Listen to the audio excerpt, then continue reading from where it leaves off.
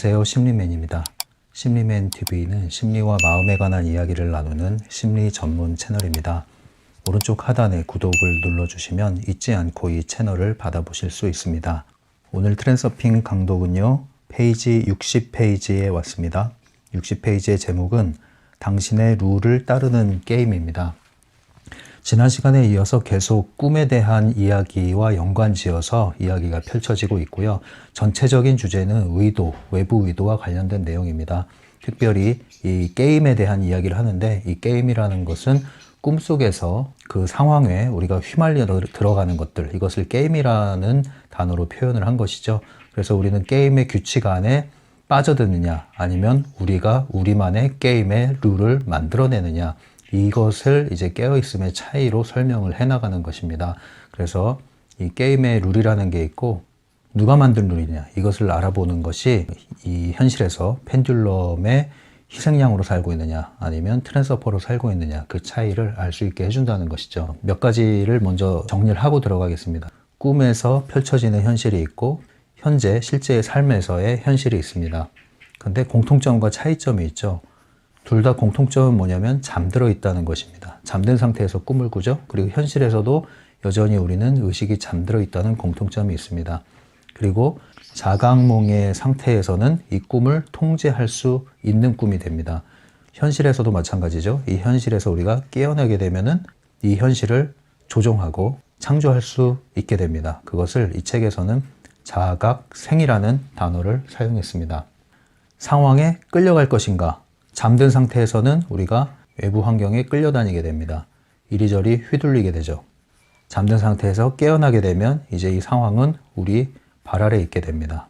이렇게 상황에 휘둘리면서 잠든 상태에서 우리가 현실을 살 것이냐, 아니면 이 모든 상황을 우리가 통제할 수 있는 그러한 현실에 깨어있는 자로서 이 펼쳐진 현실을 살 것이냐, 이 이야기를 하는 것이죠.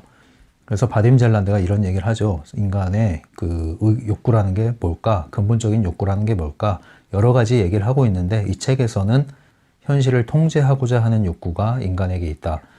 이것이 기본 욕구다. 아이들이 놀잇감을 가지고 재밌게 논다는 것은 자기의 현실을 스스로 통제할 수 있는 그 권한을 사용함으로써 즐겁게 놀 수 있는 것이다 라고 얘기를 하는 것이죠. 그래서 그 장난감을 뺏어갔을 때 아이는 저항을 할 수 있다. 그런데 어른들의 세계도 마찬가지다. 우리가 살면서 일을 한다거나 아니면 우리가 무언가를 추구하는 모든 것들이 사실은 내가 내 현실을 통제하는 그러한 욕구에 기반한 것이라는 것이죠. 그러나 이러한 현실을 통제하고자 하는 욕구가 펜듈럼에 의해서 통제당하게 됨으로써 우리는 점점 삶의 의욕을 잃어가고 생명력을 잃어간다는 것입니다. 왜냐하면 우리의 욕구는 내 상황을 통제하는 데서부터 만족을 얻고 즐거움을 얻고 재미를 얻을 수 있다는 것이죠. 이것은 다른 말로 얘기하면 자발성과 창조성이라고 얘기할 수 있죠. 자발성이라는 것은 외부의 작용 없이 내 스스로의 동기에 의해서 내가 원하는 것을 수행하는 것이라면, 창조성은 남의 길을 따라가는 그런 경쟁 구도에서 나와서 내가 내 빛깔로 내가 원하는 것을 만들어 나가는 것, 내 길을 걸어가는 것을 얘기합니다. 이러한 자발성과 창조성에서 우리가 점점 멀어지는 현실, 그래서 기계의 부품처럼 전락해버린 현실, 이러한 현실이 현실을 통제의 욕구가 우리가 펜듈럼에 의해서 저당 잡힌 현실이라고 할 수 있고요. 그렇게 됨으로써 우리는 무기력감을 맛보게 됩니다. 적게는 우울함이고요, 심하게는 무기력감, 무력감을 맛보게 되죠. 그래서 그냥 좀비처럼 살아가게 되는 것입니다. 이런 굴레 속에서 내 환경을 조금도 내가 바꿀 수 없다는, 거기서 오는 우울감 그리고 무력감이 나를 짓누르게 되면 이때는 이제 삶의 소망도 없어지는 위기까지 갈 수도 있습니다. 그러나 이 모든 것이 정말 꿈 같은 것이라는 것을 우리가 알게 될 때, 그리고 우리의 위치라는 것은 현실 통제자, 지배자, 창조자의 위치라는 것을 우리가 자각하고 인식하게 된다면, 이러한 꿈 같은 현실, 그림자 같은 현실에서 깨어날 수 있고, 더 나아가서는 다시 예전에 어린아이와 같은 그 찬란하고 즐거웠던 그 시절을 다시 나이와 상관없이 회복할 수 있다는 그러한 원리를 이야기하고 있는 것입니다. 이제 이 제목 안에, 내용 안에 들어가 보도록 할까요? 두 가지 규칙, 두 가지 위치, 두 가지 현실을 얘기하고 있습니다. 게임에 있어서 두 가지의 규칙이 있다는 거죠. 여기 룰이 있죠. 꿈속에서와 마찬가지로 현실에서도 꿈꾸듯이 그 게임의 룰에 의해서 우리가 살아가고 있다는 것인데, 그러면 누구가 만든 게임의 룰이냐? 그것은 크게 두 가지가 있겠죠. 우리의 신분, 위치가 있습니다. 그것도 두 가지 위치가 있죠. 그리고 그것에 따라서 두 가지의 현실이 결과적으로 나타나게 됩니다. 첫 번째 규칙은요, 펜듈럼의 규칙입니다. 펜듈럼의 규칙은 나처럼 해봐요, 요렇게. 내가 하라는 대로 해. 그러면 너는 보상을 받을 거야. 그러나 내가 하라는 데서 벗어나면 너는 처벌을 받을 거야. 남들의 손가락질, 비난을 받게 될 거야. 그러니까 네가 안전하길 원하고 안정감을 얻기 원한다면 내가 만들어낸 규칙에서 벗어나지 말고 이 규칙을 잘 습득을 해서 이 규칙대로 살아야 돼. 이 펜듈럼의 규칙 안에 들어가는 것이죠. 또 하나의 규칙이 있죠. 그것은 바로 트랜서핑의 규칙입니다. 리얼리티 트랜서핑. 트랜서핑의 규칙은 단적인 문장이 하나가 있죠. 나는 나로, 너는 너로 존재하게 하라. 우리는 다른 사람의 현실을 우리가 바꾸려고 하지 않습니다. 그리고 이미 펼쳐진 현실을 바꿔 놓으려고 하지 않습니다. 우리는 다만 다가오는 프레임, 다가오는 현실에 대해서 우리는 심상화를 통해서, 그리고 거울의 법칙을 사용해서 나만의 현실로 만들어 나가는 작업을 할 뿐입니다. 이미 벌어진 현실은 내가 마음속에서 반영을 통해서 거울의 법칙에 의해서 나타난 것이기 때문에 이미 벌어진 현실이 마음에 안 든다면 나는 지금의 마음의 태도를 전환함으로써 다가올 현실을 내가 원하는 대로 바꿀 수 있다는 그러한 원칙에 근거해서 트랜서퍼는 이 규칙을 사용해서 살아가는 사람들입니다. 그래서 기존의 펜듈럼의 규칙을 거부하고 펜듈럼이 강요하는 그러한 여러 가지 규칙들과 펜듈럼이 포획하려고 달려드는 미끼들을 우리는 물지 않습니다. 그리고 이런 것들에서 우리는 비교적 자유롭게 자기만의 독창적이고 창조적인 길을 자발적으로 걸어 나갑니다. 이것이 트랜서핑의 규칙이죠. 그리고 다른 사람들이 가는 길에 대해서 우리는 비난하지 않습니다. 그들은 그들대로 놔두죠. 그래서 같은 세계에 살고 있지만 많은 사람들이 자기만의 세계의 층을 가지고 살고 있다고 그랬죠.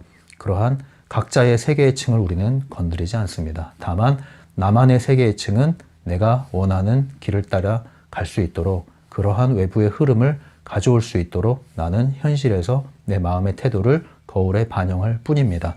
이것이 트랜서핑의 규칙을 따르는 것이죠. 이 두 규칙이 있습니다. 펜듈럼의 규칙을 따르고 있다면 여러분들은 펜듈럼의 갈고리에 걸려든 꼭두각시, 펜듈럼의 규칙대로 살아가는 마네킹이라고 볼 수 있고요. 트랜서핑의 규칙을 따른다면 여러분들은 이 따은머리라고 그랬죠. 외부의 중심, 이 에너지 중심을 사용해서 여러분들은 스크린을 통해서 원하는 현실을 가져오는, 그래서 현실을 통제하는 사람이 되는 것입니다. 갈고리에서, 펜듈럼의 갈고리에서 자유로운 사람, 벗어난 사람이라고 할 수 있죠. 또한 이 트랜서핑의 규칙을 따르는 사람들은 어느 위치에 있느냐, 이것은 현실 지배자, 현실 통제자, 다른 말로는 관찰자의 위치라고 할 수 있습니다. 관찰자는 좀 더 나아가서 참여 관찰자라고 하는 말이 좀 더 정확하죠. 그래서 참여 관찰자, 다른 말로 무대 위의 배우이자 무대 아래 관객이자 그 모든 것을 관할하는 감독의 위치라고 할 수 있습니다. 반면에 펜듈럼의 규칙을 따르는 사람들은 마네킹인데, 마네킹은 어떤 위치일까요? 이것은 현실의 참여자의 위치입니다. 완전히 이 상황 안에 빠져든 사람이죠. 그래서 이 상황 밖을 내다보지 못하고 상황 안에서 내가 어떠한 위치에 있고 어떠한 신분을 가지고 있는지에 대해서 완전히 망각해버린 겁니다.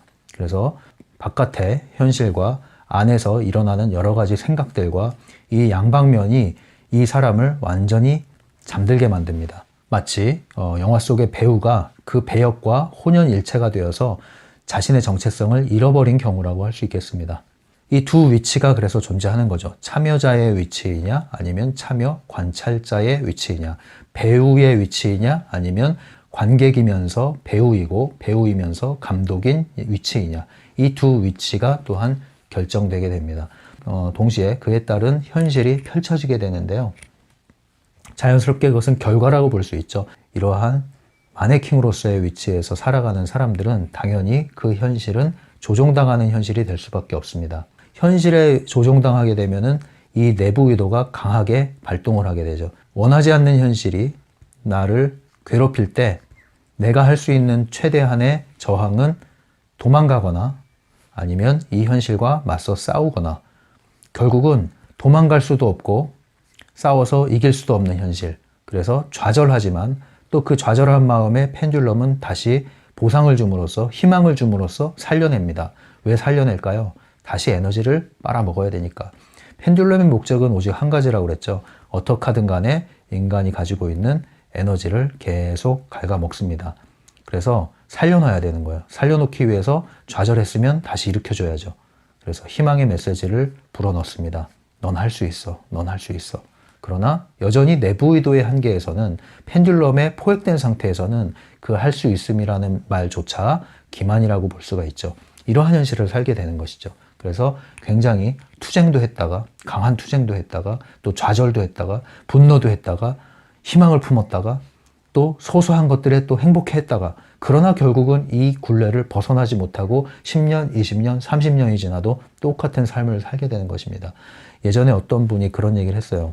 오래전에 10년, 20년은 아마 됐던 것 같은데, 과거에 아주 오래 해묵은 일기장을 오랜만에 우연히 발견을 해서 들춰봤던 모양이에요. 그런데 그 일기장을 보고 느낀 게 그거라는 거예요.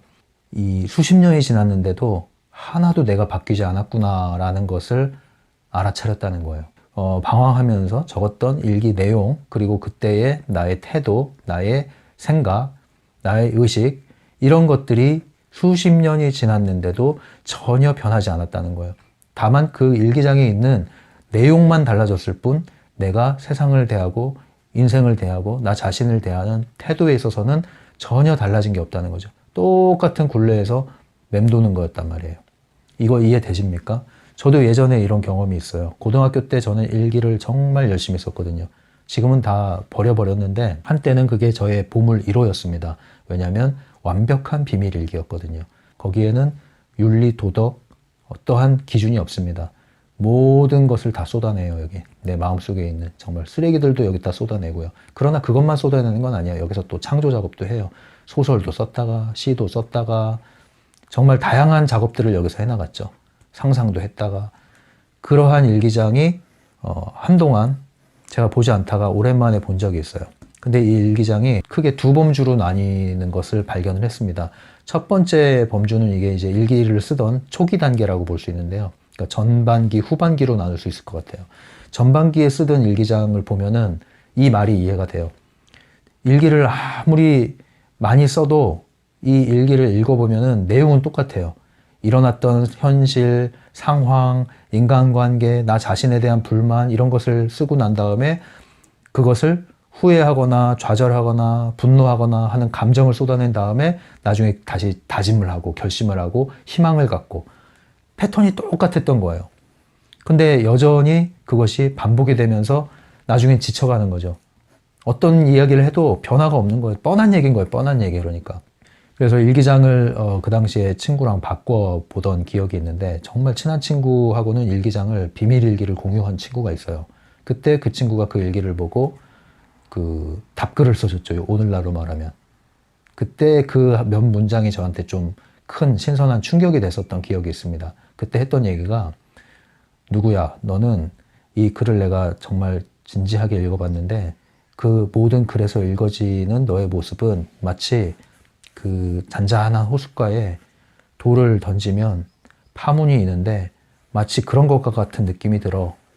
왜냐하면 이제 이 친구가 봤을 때 별일이 아닌데 아주 사소한 작은 거 하나에도 파문이 있는 것처럼 크게 동요를 하는 그 모습이 걱정이 되기도 하고, 그것이 좀 더 좋은 방향으로 극복이 됐으면 좋겠다 하는 말로 이제 써준 거예요. 정말 진지하게 관심을 해준 친구였죠.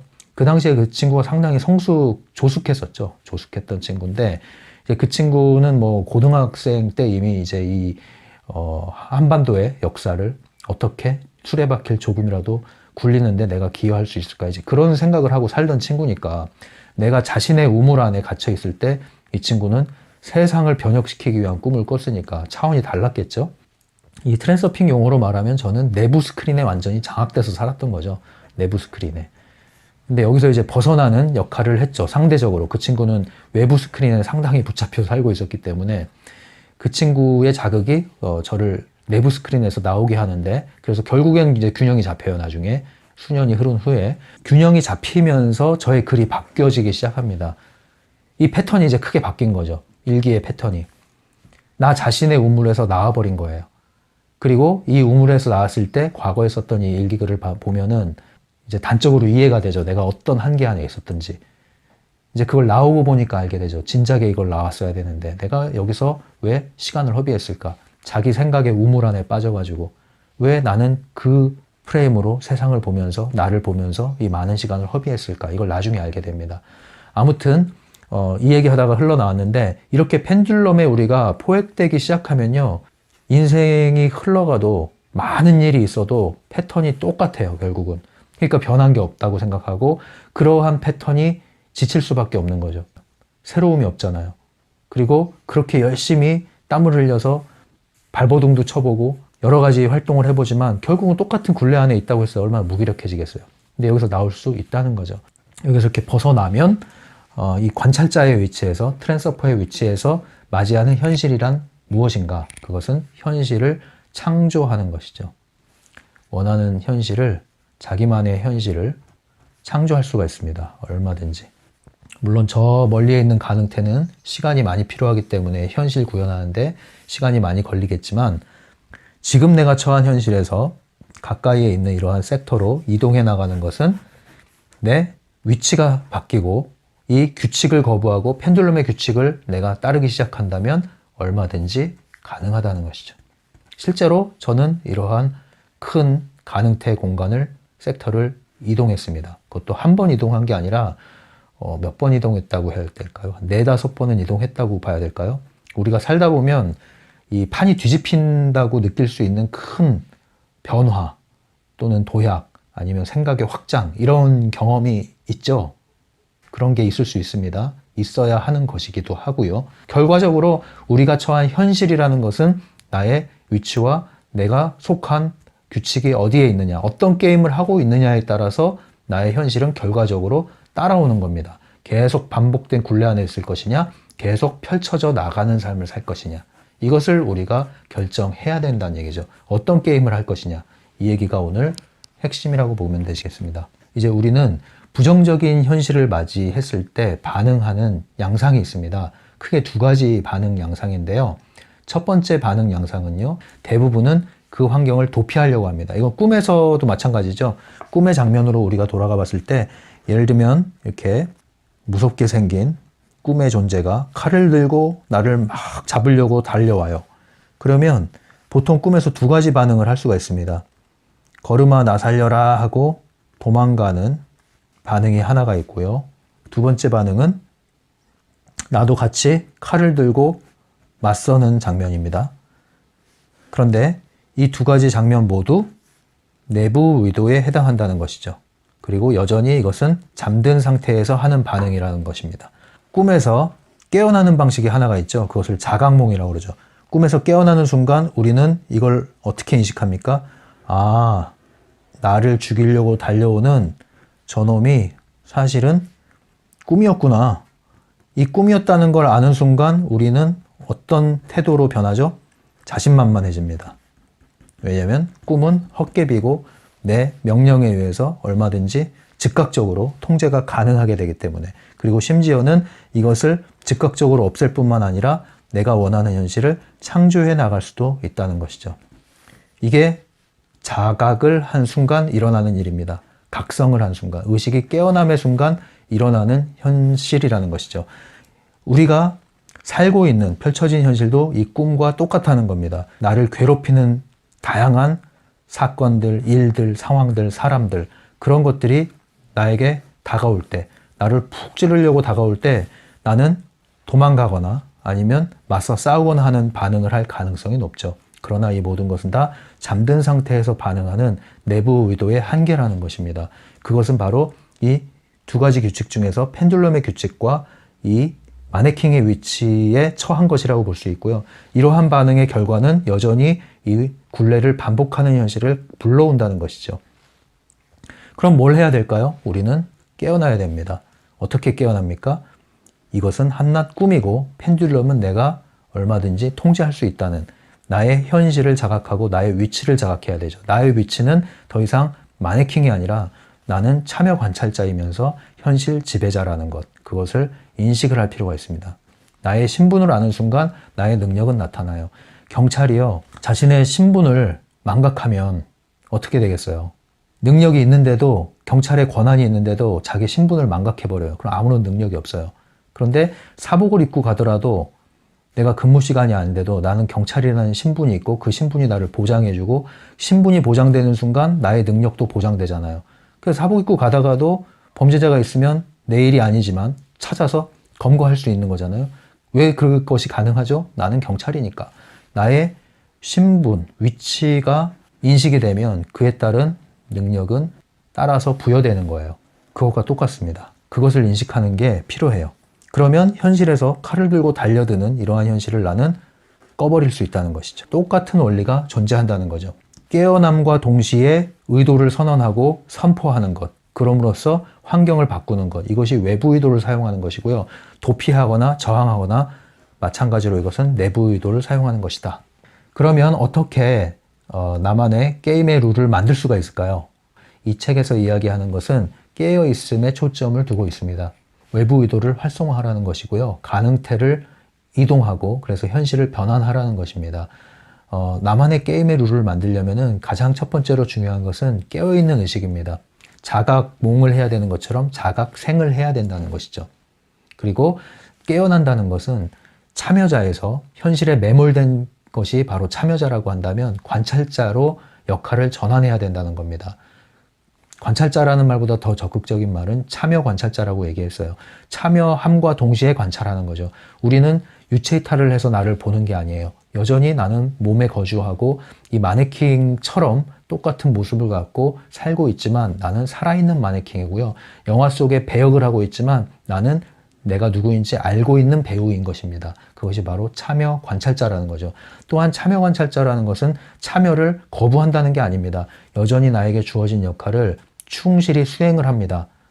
여러분들이 이것을 알고 이 현실을 알고 깨어났다고 해서 현실에서 할 수 있는 모든 것을 거부하는 게 아니에요. 여전히 우리는 일을 해요. 땀 흘려 일하고 여전히 직장에서 일할 수 있는 겁니다. 이것을 버린다는 게 아니에요. 가족 버리고 직장 버리고 산에 가는 그런 게 아니에요. 여전히 우리는 일상적인 삶을 정상적으로 살아나갑니다. 그것이 참여죠. 그러나 그 사람들과 다른 무엇이 있죠. 그것이 관찰을 한다는 겁니다. 그렇게 참여 관찰자로서 사는 것이 우리가 깨어있다 이렇게 얘기를 하는 겁니다. 이러한 것을 좀 더 도움받으려면 3일칭 관찰자로서 일기를 써보는 것도 도움이 된다고 그랬죠. 그리고 마치 내가 영화 속에 내가 하고 있는 역할은 배역이다. 그래서 나는 그 역할을 충실히 할 수 있는 배우로서 충실히 나는 수행을 한다. 이런 느낌으로 여러분들이 일상에서 일을 수행하는 것도 어느 정도 참여 관찰자로서 깨어나는데 도움이 될 수 있는 연습입니다. 그리고 뭐 심리극, 사이코 드라마나 가족 세우기라는 프로그램도 있죠. 그런 곳에서 하는 여러 가지 기법들도 이러한 관찰자로서, 참여 관찰자로서의 감각을 키우는데 어느 정도 도움을 받을 수 있고요. 뭐 가족 조각 만들기 같은 거 있잖아요. 그런 것들도 나를 객관적으로 바라보게끔 해주는 심리적인 기술이라고 할 수 있죠. 그러한 형태로 나를 타자화시켜서 객관화시켜서 바라보는 그러한 연습을 하면 도움이 됩니다. 그래서 깨어있는 의식, 그것과 현실 지배력의 관계를 이렇게 얘기하고 있습니다. 이것이 현실 지배 또는 창조라고 했을 때 이것을 깨어남, 각성 수준이라고 합시다. 각성 수준이 높을수록 현실 지배력도 높아지고요. 각성 수준이 낮을수록 현실 지배력도 낮아지는 그러한 관계입니다. 그래서 우리는 깨어날수록 이 현실에서 깨어나고 나의 위치를 알아나갈수록 자연스럽게 현실 지배자가 되는 것입니다. 그렇기 때문에 이게 더 중요하다고 할 수 있죠. 다양한 기술을 사용하지만 우리가 먹히지 않는 이유가 뭘까요? 이러한 현실에서 깨어남의 의식 자체가 각성도가 낮기 때문에 그렇습니다. 그래서 트랜서핑의 전제 조건에서 제가 존재적인 걸 먼저 말씀드렸잖아요. 세계관의 차원이 바뀌어야 된다고 먼저 말씀드린 이유가 바로 이런 차원입니다. 먼저 나와 현실에 대한 인식이 깨어나기 시작하면 이러한 힘이 자연스럽게 따라오게 되는 것이죠. 그리고 거기에 기술들은 부수적인 것입니다. 또한 반대로 이러한 구도가 있는데요. 이건 뭐냐면 의식의 각성 수준과 펜듈럼의 파괴력입니다. 각성 수준이 낮을 때 펜듈럼의 영향을 높게 받게 되고요. 각성 수준이 깨어난 상태가 의식의 수준이 높아질 때 펜듈럼의 지배를 덜 받게 됩니다. 결국은 현실 지배자가 될 것이냐, 펜듈럼의 먹잇감이 될 것이냐의 그 기준은 내가 얼마나 의식이 깨어나 있느냐, 이것이 관건이다. 이렇게 볼 수가 있는 것입니다. 61페이지입니다. 외부 의도가 당신을 위해 작용하게 하려면 깨어있는 의식이 필수적인 조건이다. 네, 깨어있는 의식을 강조하고 있죠. 또한 그 위에도 볼까요? 외부 의도는 당신의 의지력의 산물로서 나타나는 것이 아니라 영혼과 마음의 일치의 결과로 나타난다. 영혼과 마음이 일치된 상태, 그것이 깨어있는 상태라고 볼 수 있고 그때 외부 의도가 작용한다 이 얘기입니다. 61페이지 하단입니다. 삶에 대해서 그리고 꿈에 대해서도 지배력을 얻으려면 참여자로부터 관찰자로 역할을 바꿀 필요가 있다. 중간에 볼게요. 자신의 역할에 너무 깊이 빠져들지 말라. 내적 외적 중요성을 최저 수준으로 유지하는 것이 그 열쇠다. 당신의 지켜보는 자를 항상 대기시켜라. 상황을 지배하는 능력은 당신의 깨어있는 정도에 정비례한다. 이거죠. 깨어있는 정도의 현실 지배력과 이것이 관계가 있다는 거예요. 상관관계가. 그리고 깨어남은 또한 펜듈럼의 영향력과도 부적 상관이라고 그러죠. 관계가 있다는 겁니다. 다른 사람들이나 파괴적 펜듈럼의 영향력에 얼마나 잘 휘둘리는가 하는 것은 의식의 각성도에 반비례한다. 그렇죠? 그리고 여기 재밌는 내용이 나와요. 62페이지 하단에 문제가 발생됐을 때 어떻게 해야 되느냐 이런 내용이 나오는데 여기에 이제 직장에서 벌어지는 사례가 짧게 나오지만 여러분들이 아주 공감하기 쉬운 쉽게 이런 일들에 여러분들이 휘말릴 수 있죠. 네. 뭐 상사가 몇 마디 하는 것 또는 동료가 몇 마디 하는 것 툭툭 던지는 몇 마디 그런 것들에 여러분은 불쾌감을 느끼거나 무신당한 기분을 느끼거나 아니면 부당함을 느낌과 동시에 꿈에 빠져들게 되고 게임의 룰에 빠져들게 됩니다. 여러분은 거기서 어떤 반응을 하는가 A, B, C가 중요해요. 반응이 상대방으로부터 자극을 받았죠. 그러면 나는 어떠한 감정이 올라옵니다. 그리고 나서 어떤 반응을 하죠. 그 단계가 매우 중요합니다. 어떤 반응을 하는가에 따라서 상대방의 반응이 오면 그때 이제 나는 먹히는 거거든요. 그럼 나에게 있어서 중요한 것은 자극이 왔을 때 반응을 일으키기 전에 그 중간에 어떻게 그걸 브레이크를 걸 건가 이건데 그건 이제 우리 다음 시간에 이야기가 계속 펼쳐집니다. 그래서 오늘은 이 당신의 룰을 따르는 게임 이 부분에 있어서 전반부를 다뤘고요. 후반부에 가서는 어떻게 하면 이러한 게임에서 휘둘리지 않고 이 게임을 내가 주도할 수 있겠는가 하는 그 비결에 대해서 다음 시간에 다루도록 할게요. 여러분들이 아무쪼록 이 영상을 통해서 트랜스서핑을 적용하는데 도움을 받을 수 있기를 바랍니다. 제가 강조하는 부분은 현실 기반 트랜스서핑입니다. 반드시 여러분들이 처한 현실에 실질적인 도움과 번영이 있기를 바랍니다. 그러한 목적으로 최대한 제가 알고 있는 것들, 느낀 것들, 경험한 것들 도움을 드릴 테니까요. 여러분들 필요한 대로 받아가시면 되겠습니다. 이 영상이 도움이 되시면 우측 하단에 구독을 눌러주시면요. 이 채널을 계속 받아보실 수 있습니다. 지금까지 심리맨이었어요. 심리맨 상담소를 온라인으로 운영하고 있습니다. 심리맨 개인 상담은 유료로 진행되고 있고요. 심리맨 네이버 블로그에 가시면 자세한 안내가 나와 있습니다. 천천히 읽어보시고 마음이 끌리시는 분, 상담을 이용하고자 하시는 분은 오픈챗이나 이메일로 연락을 주시면 되겠습니다.